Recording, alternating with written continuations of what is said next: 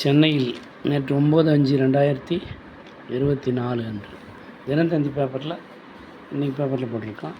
அரசு பஸ் மேற்கூரையில் மாணவர்கள் ஏறி கலடா பண்ணதாகவும், பஸ் டிரைவரில் அதாவது அரசாங்க ஊழியர் பணி செய்ய விடாமல் தடுத்ததாகவும், பொதுமக்களை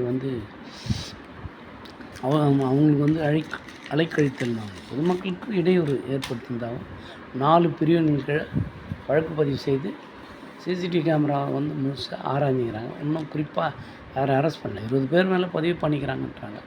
சிசிடிவி கேமராவை ஆராய்ஞ்சு இது பண்ணிக்கிறாங்க. இது இன்னும் நடவடிக்கை என்னன்றது காலப்போக்கில் இன்னும் இந்த அடுத்த வாரத்துக்குலாம் தெரியும்னு நினைக்கிறேன். மாணவர்களுக்கு என்னுடைய கனிவான வேண்டுகோள்,